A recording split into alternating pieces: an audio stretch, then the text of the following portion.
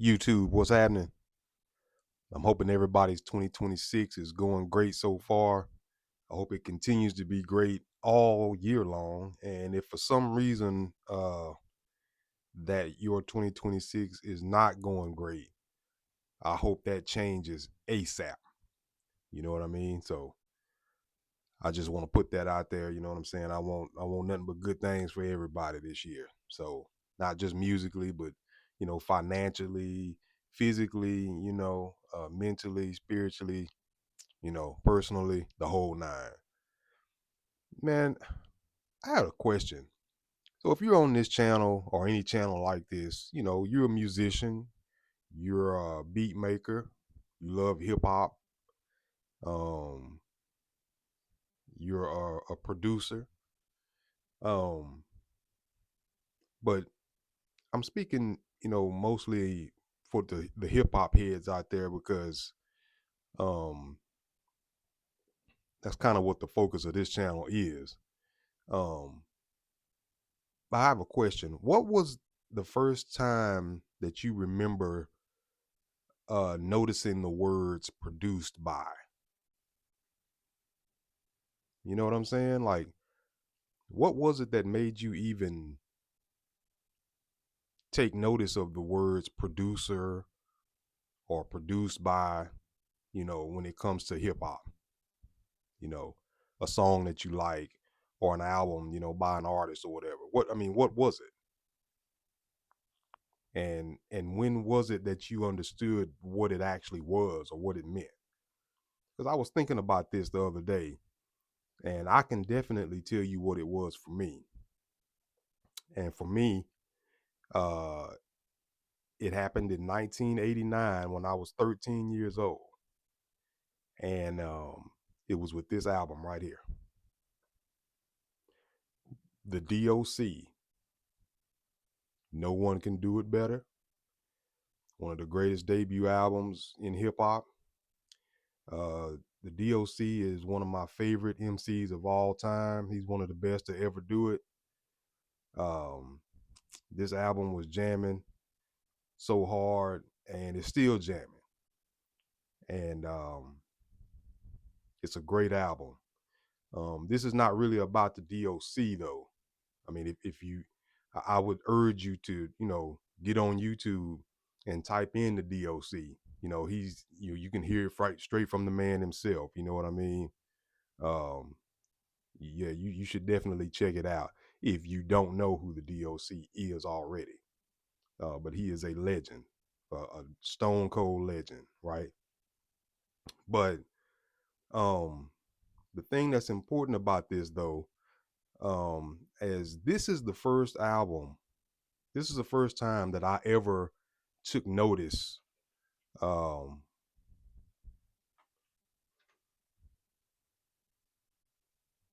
of those words produced by.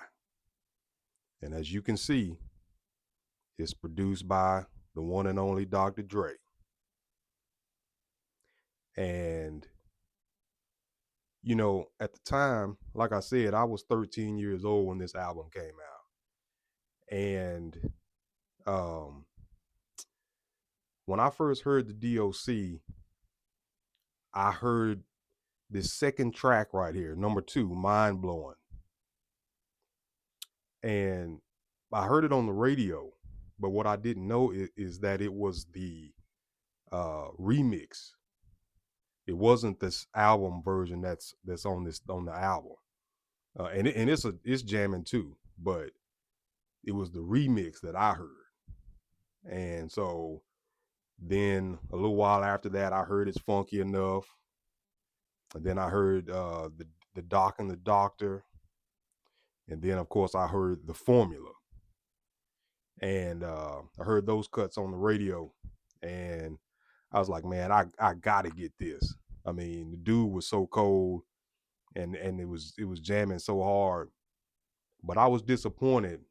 Well, I wasn't disappointed, but I was because this version on the album is not the same. It's this is the original version, but I didn't know that at the time, so I was a little disappointed. But anyway, it was produced by Dr. Dre, and I didn't know at the time. I didn't even know who Dr. Dre was. I really didn't even know who NWA was. I knew I had heard of Easy E because Easy's debut album, Easy Does It, had come out the year before this, and in '88, if I'm not mistaken. And so, you know, I had heard like Boys in the Hood, but I hadn't really listened to NWA really. So I didn't know who Dr. Dre was. So I got put down with NWA actually through this, because the last song on this album is one of the greatest posse cuts ever, the grand finale, you know. And it starts off with Dr. Dre um introducing everybody, then it's Cube sets it off, then Ren, then Easy, then the Doc finishes it off, you know. And so that's how I really got turned on to NWA. And so, you know, this is the album though that made me begin to sort of have, you know, an understanding of what a producer was, because the DOC was calling him DJ Dr. Dre. So, as a kid, I'm thinking to myself, okay, well, he's a DJ. I knew what a DJ was, but then, I would get other hints throughout the record, like, um, you know, um,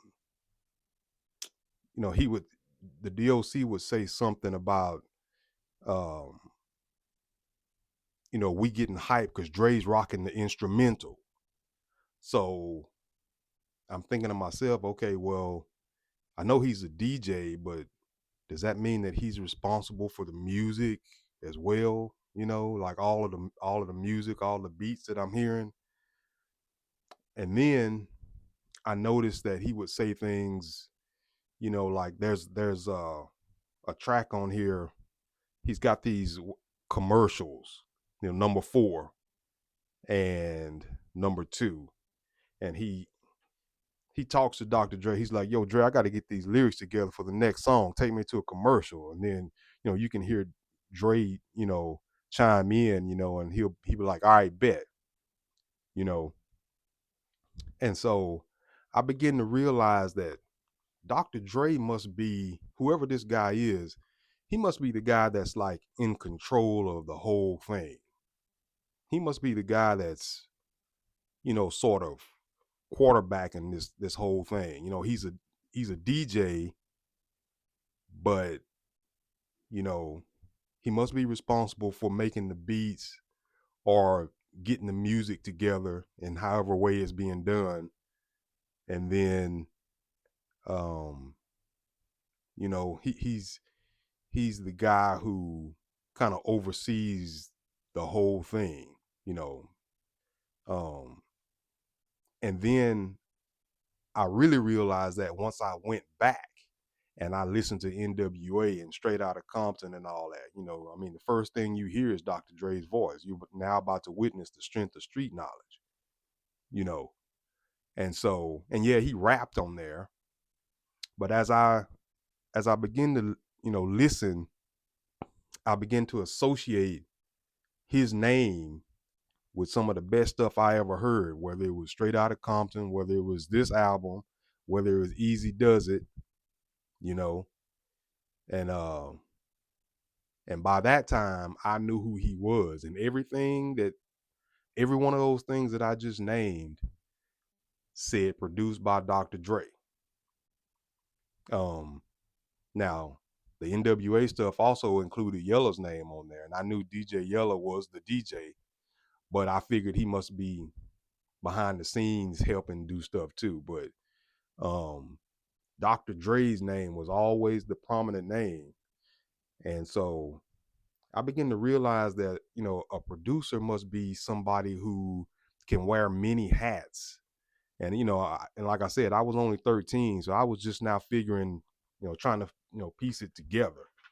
But, you know, this is the album that really made me take notice um, of the words produced by, you know, because I didn't know what that meant. And I'm sure that I had seen it on many albums and songs and stuff. But at the time, I didn't really know what it meant.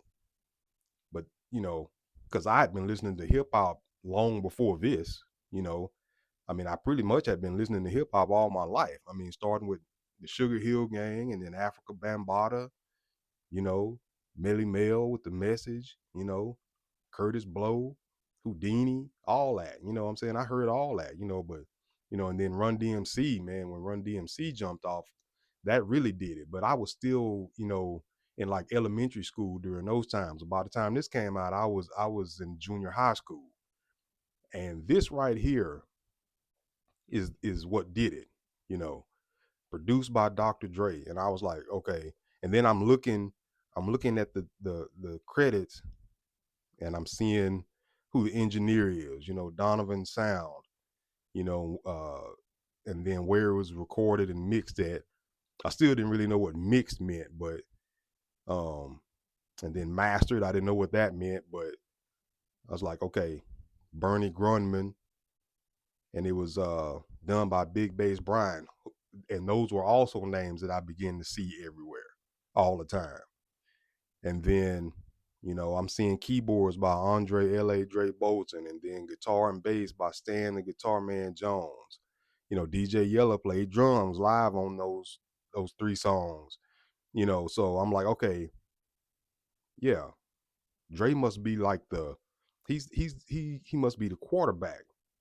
You know, he must be the guy that kind of has the vision, and he's the one. And as I begin to associate his name with those albums, Straight Outta Compton, Easy Does It, this album, and then, after that, I was looking for his name. So anytime I saw anything that came out from them, you know, or had anything to do with them, even Above the Law, Living Like Hustlers, even though he didn't produce all of that, because Big Hutch did, but he produced a lot of it. But Dre had some production on there, but he might have been the person who took it from being at one level to another level, And then of course after that, you had 100 miles and running, and then, you know, niggas for life, And so by this time I knew who he was. And so after that though, I started paying attention to other albums and tapes. And I was like, okay, well, who is producing these records? So from that point on, I was paying attention to who was the producer, who produced it, who mixed it and stuff like that. And and not only that, I go back and look at other, forms of music too, other styles of music that I was listening to. And then I learned George Clinton was the main producer for Parliament and Funkadelic, which made sense because I was like, okay, he's definitely the quarterback and the mastermind behind all of that stuff. Earth, Wind, and Fire, yeah, Maurice White, same thing. You know, also along with another man that was very important in Earth, Wind, and Fire was Charles Stepney. But yeah, so that's just a quick example. I mean, even in rock, you know, every Led Zeppelin album. Led Zeppelin is one of the greatest bands ever. Every Led Zeppelin album was produced by Jimmy Page. Jimmy Page is the guitarist for Led Zeppelin. He's a member of the band, but it's his band really. He put it together. He put every piece together, you know, and he was the mastermind. He was the quarterback. He was the visionary behind it, of what he wanted it to sound like and how he wanted things to be. But I owe all of that to this album that came out when I was in the 8th grade or in between 8th grade and 9th grade. No One Can Do It Better by the DOC, and it was produced by Dr. Dre. I started to begin to understand, what production meant or what a producer is. And I'm not saying I had it totally figured out, but you know, I definitely began to have a real good clue as to what it was.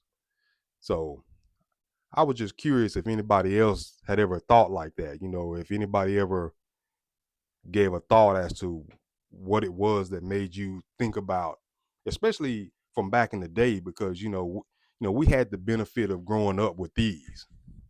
You know, unfortunately, a lot of music that we hear nowadays is not physical. There's no physical copies. And so you don't get the benefit of looking at liner notes and things like that, either on CD or cassette, and especially vinyl. So, we had the the, the advantage of being able to do that. And so I was wondering, especially in this day and age, what was the first time you took note of the term produced by, you know, and what producers was it, you know, um, that made you begin to put two and two together and realize, oh, okay, this must be the person with the plan. This must be the one that knows what's up, you know. And then, you know, were you then able to continue to look for their name and equate their name with a specific sound and quality of work, you know? I don't know. It was just something that crossed my mind. But anyway, man, I'm gonna get out of here. I'll catch y'all next time. Peace.